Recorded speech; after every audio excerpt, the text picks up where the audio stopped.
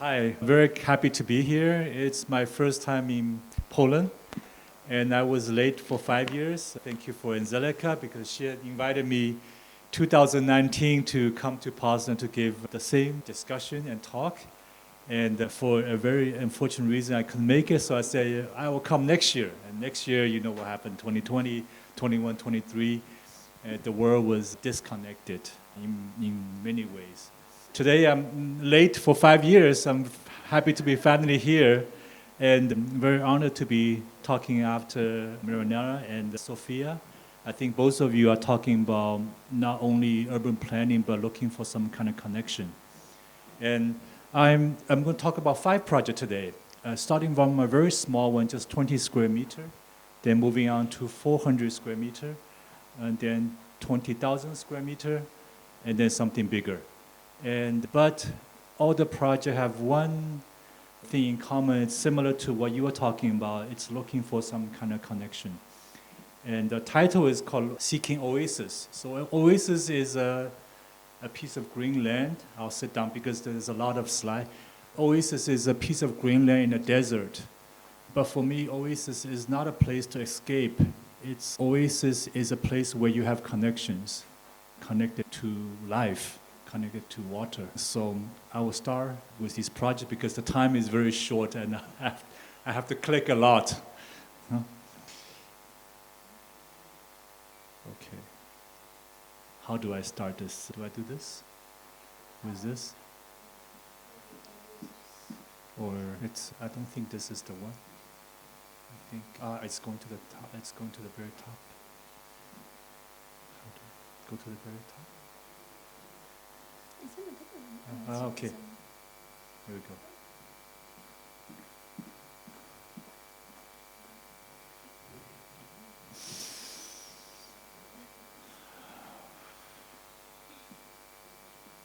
Okay.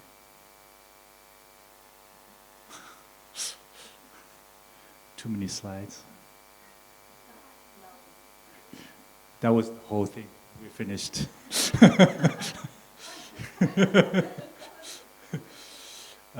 So the first one is a one very small room, 20 square meter. It's the library for the Sound Museum. It's a library space. And it's in a very bad part of the city, surrounded by very bad architecture. And across the street is the psychological hospital, where many people are being treated for psychological diseases. Yes? Oh, make it bigger. Okay. Yeah. This room is impossible to have windows, but we wanted this room to have some light, so we used this concept from Roland Barthes' Camera Lucida, that the body and the room is a type of camera. All our project starts with the concept of body. So we imagine the space as a camera. And one of the very first cameras is on the diagram, is a room where the image from the outside is being shrinked into a pinhole and makes image onto the wall. So this is the window we designed for the room. It's actually a movable window that can go from looking at the view to very small, and eventually when it's very small, it makes image onto the wall. So this room has no window at all. And to the top, there's a skylight. So you have a view that's controlled, and you have sun, and the sun is moving. And this is the bookshelf for the library, because it's a library for the museum at the top level. And this is like very much like the Pantheon. You see the sun, you see the light moving in. And then there's a fire as a place to the outside. You see the fire. It's to think about a room as the smallest element of architecture, like an extension of a body. That you have the sun, you have the fire, you have a view of control, a way of seeing the world, and you have books. And so we think about a linkage to the outside world, starting with the body, like the very small element. And I think that's something maybe in landscape and also in city spaces, you're talking about bigger scales, but we're starting with a very small scale. And because time I move very fast, the second one is a music project. I just found out Poznań has very good jazz festival.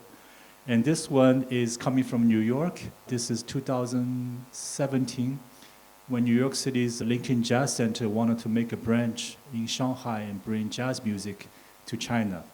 The Lincoln Jazz Center has an incredible view of Manhattan because in the back of the stage is not a wall, but it's a window of New York City, Central Park. Very much like Shinko's stadium looking at Berlin under the Linton.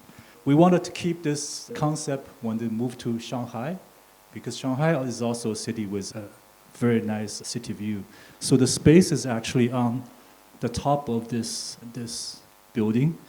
And this window, we choose to keep it open as the backdrop of the stage. So when the stage is open, you actually see the old Shanghai and the river as just like the one in New York. This is my sketch of. It's a very small space for only 130 seats. Go quickly. And this is construction. And then after you finish, and when the curtain opens, that's the window onto the city view of Shanghai. Go quickly. You can see a little bit there. So it's internal. It's a space for music, but it's also a part of the city, and it's connected to New York in some ways. And then in 2019, Winter Marsalis came to perform. I think he was just in Poznań, no? Winter Marsalis. He came to perform at this Lincoln Jazz Center. And it's a very good space for promoting jazz in Shanghai because Winton only came twice, but he was sent very young jazz musicians from New York City to Shanghai, and they stay for 2 weeks. They don't just fly back to New York. They stay for 2 weeks. They have 10 to 12 performances, so each night they perform twice. But during the afternoon, they use this space for school to teach young musicians and children how to play jazz. So it's both a music space, but also a type of school, because if you are in Shanghai, you have no opportunity to meet a jazz musician from New York, from Chicago, or even from Japan. Since they're there for 2 weeks, they are performing, but they're also teaching for the young generations. And she's from Paris, actually. There's a Parisian singer. She's very popular in Shanghai now, and she's singing both Paris songs, but also she can sing some Chinese songs in French. So she has over 2 million followers on Instagram, and she's very hot. And the next one I want to talk about is the first two spaces are very poetic, and they seem to be for joy. But what happens when you go into a production space, like a factory? So we were given this project by a German brand called Nobilia. They produce kitchenettes and cabinets, and they want to build a factory and a large research and development center close to Shanghai. And this project is close to 80,000 square meters. So we're trying to make the production space similar in a way that when you're in a factory or you're working next to a factory, you are not just a machine, that you are somehow have a different type of space. So we started with the lines of BMWs, both the classical BMW and also the sports BMW. These are my drawings for so the thing is like a machine on the outside, but warm on the inside. And you can see that's the R&D center and that's the factory. I'll go very quickly. These are renderings, but the project's already finished. This is actually a factory office. You can see the factory connected to it. All the factory workers and the management and the research development is happening in this building, and also the showrooms. So it's something very hard on the outside, but with a very soft landscape. And the thing is, on the inside, hold on, this is too many renderings. Let me go directly to on the inside, it's actually a classical courtyard, just like a Chinese home or a house. So all the different departments of from management to the factory management to the business management to the technical people. They are in different parts of the building, but they have a common courtyard that they can gather. Because in this area, it's very unfriendly. It's hundreds and hundreds of factories, very bland facade. So we wanted to give them some humane space, not only to work, but to between work and between after work, they can gather. Now they have barbecue there all the time. Every beer, like a beer garden, because the weather is very good. But it's also a way to keep the building very self-ventilated. So all the spaces have windows on both sides. You use very little air conditioning. So it's a new building, but we're thinking about it in a way that's actually a classical space. This building has just opened this year. And on the inside, sorry, these are renderings. I'll show it directly. So on the inside, you can see it's very well lit, and it's very minimum construction, but it's a very friendly working space. And the skylight coming from the top. And the employees have many terraces and gardens in between the working spaces.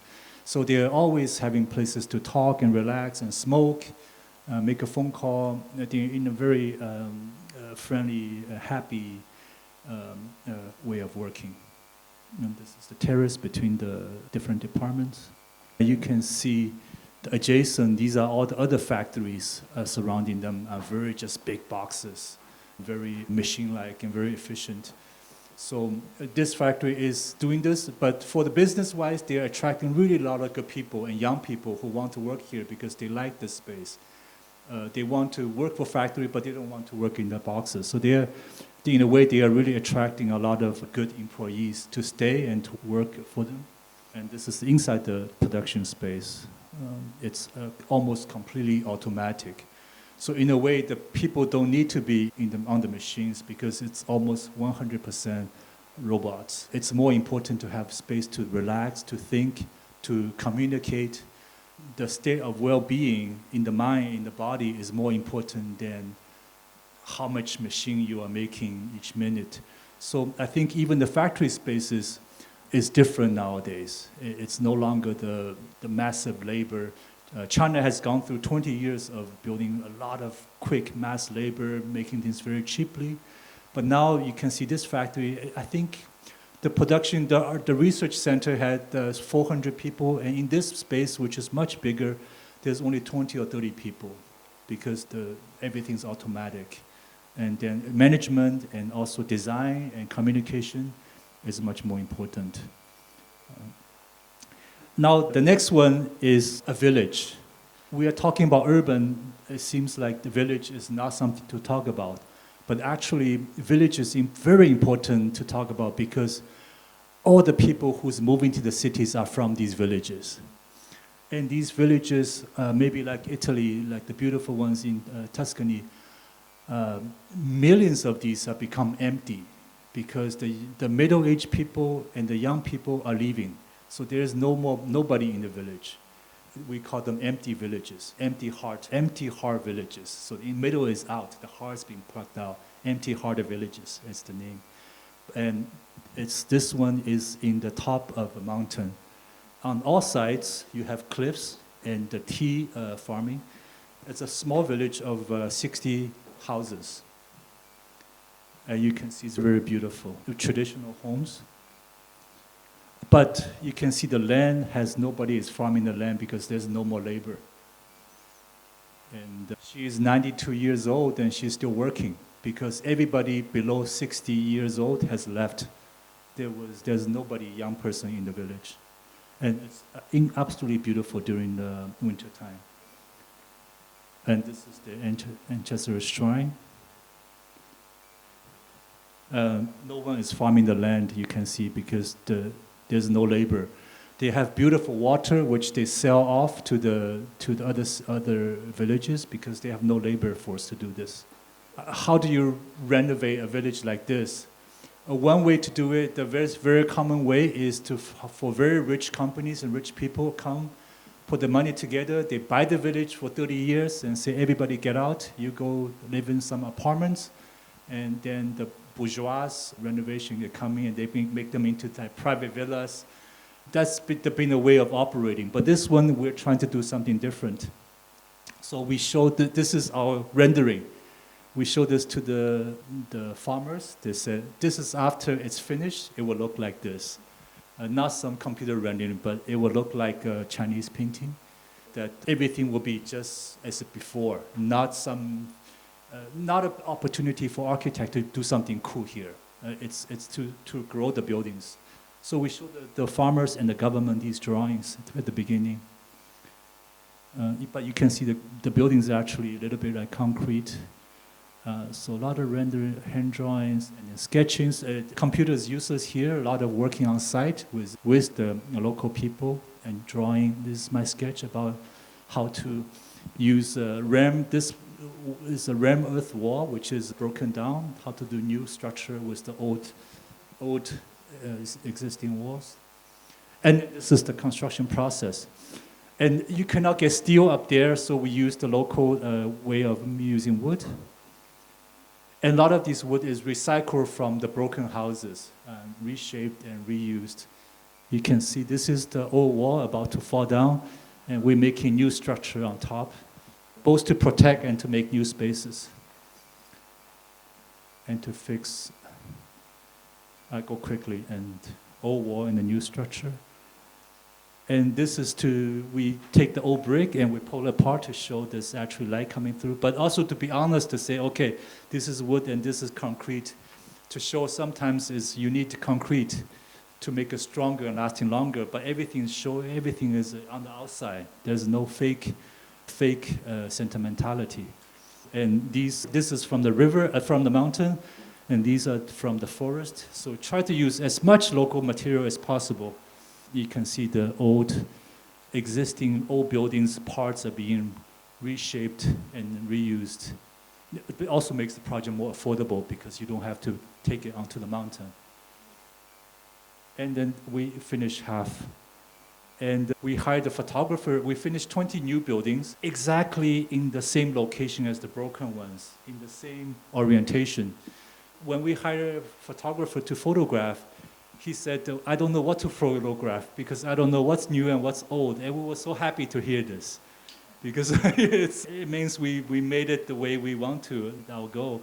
But you can see actually these are new buildings and these are old. So they are actually a little bit different in terms of material and construction. And these two is old and new. And it's actually the restaurant, the cafeteria for the I'll go through it quickly. Yes, and there's the roof. This is the big welcome hall. And we try to use the tile to get the new tile together with the recycled old tile, so there's a ratio of 50-50. So they don't look like new roofs, but also you use the old tile but you can put skylights in them. So the biggest success for this village is each farmer is still living in their own home. Nobody is leaving home, and they're getting their space fixed, and they're renting out their extra homes, almost like pensioni in Italy. So they have so much pride. You may be a rich businessman coming from another big city, but I'm the owner. You are my guest. So in this way, they are really blending with the people who's coming to live here for visitations. And this is inside the rooms. And you can see the view is absolutely beautiful. And this is a warehouse which we make into a tea room. An old warehouse. And this is the half new, half old building. And you need a bar because when you're in the mountains, everything's dark at 6 p.m. You need to drink, and otherwise there's nothing to do. So we have a very nice bar. And you can see these are the local people working, actually. We hired the local people. This is a very famous artist called Xu Bing. He actually used, these are actually English letters, not Chinese. He wrote a poem using English letters and used river rock to carve. And you can see, yeah, these villagers are coming back. The middle-aged people are coming back because there's business in the village. There's money to be made, and they're very happy. I have time for one last one. Is it okay? One last project is unbuilt, but because today we were talking about city connections, I really want to show this one last project. So these 4 projects, the first one's about silence, the second one's about music, the third one's about working spaces, this one's about reconnecting, about fantasy of a memory of original way of working. And the last one is also about memory, but a different kind of memory. It's an old utopia town from the 1960s and 70s, automaking. In those times, when you make a photo factory, you make an entire town making utopia. But it's totally out of business, of course. So let me show this very quickly. Can you help me? And this company is the first Chinese company to work together with Peugeot. I think Peugeot from France. So they are, okay, I'll go quickly, I'll show quickly. You can see, this is during the 1950s and 60s, communist China. There were a lot of utopia ideas. The entire town is made from almost labor. Here they're making auto parts by making grout on the ground and pouring hot metal to make parts. Very low tech. And now, this is the river, it's a very big river. And these in between the mountains are different factories. This one's making engine, this one's transmission, this one's tire, this one's gearbox. But here, this triangle is their utopia living center with swimming pools, gymnasium, auditorium, to have the factory workers all living a happy life. Very utopian, very idealistic.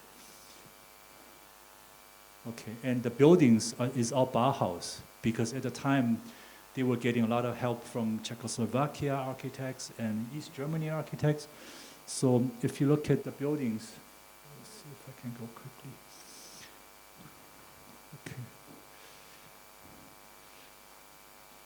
Okay, these are two. I'll just play a video.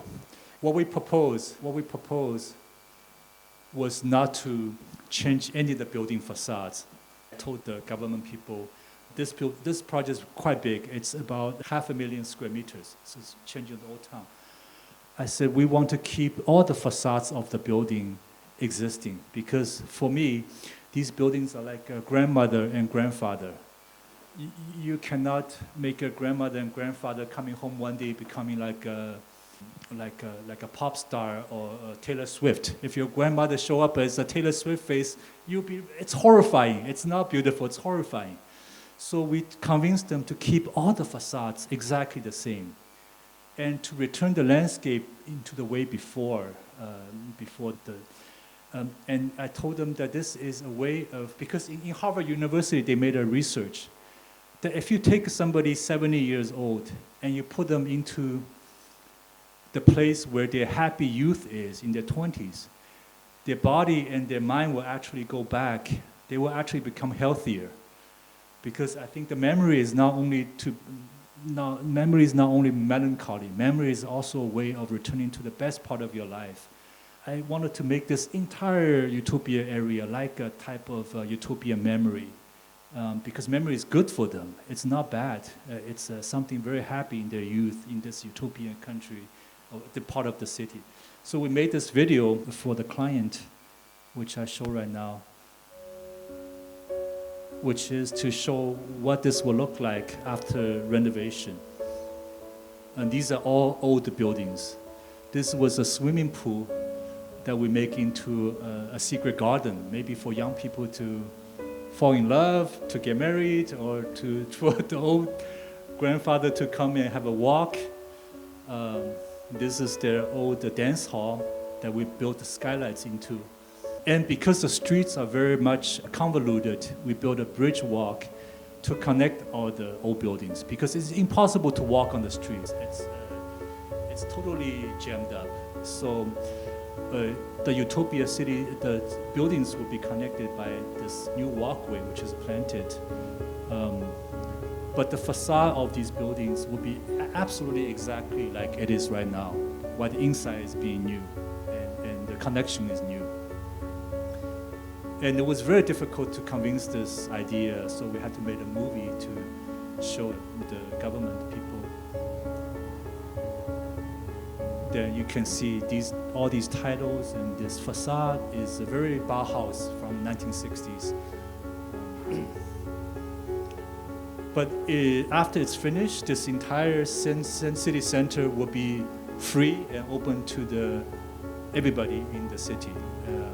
Because it was made for this reason, but for 30, 40 years, these buildings being chopped up and making different uses. It's very sad. This entire theater was chopped into many small pieces for use. So the first part was to keep the outside and to clean everything on the inside. And this river was very narrow right now. We want to widen the river to make into a promenade on the river. So people from the next village, and because there's a small village around it, they can walk by the river. And these can open up onto the river. And then the back of the theater can open, and you have an outside theater. And also we use very cheap material because it's actually, you don't want to use very expensive material, very fancy design. So this is just greenery, a lot of red bricks, very humble material, because this was how the factory was made. It was not made with a lot of money and high technology. Even in the renovation, we try to use very humble material, which I see in this building. It's actually quite nice when walking. So a lot of red bricks, because something that's very easy and affordable. And then this is in a part of China which is very hot and humid, so things will grow onto the buildings, and I think just let it be. This building is finished, actually completed the renovation, but the rest is going slowly one by one. And these are where the farmers are living, so we are renovating these also. These are ram earth buildings. So we are keeping everything exactly the same, giving them a new roof and skylight, building gardens. Maybe, Angelica, maybe in 2 years I can show you finished photographs, but this is right now. Anyways, so this is a new attempt to do an urban renewal project, but this renewal is going back in memory to a happy time. For these people, this in their 20s and 30s is happy because everything's taken care of in their life. And then we try to make that a way of going forward, but also a memory of going backwards. Thank you.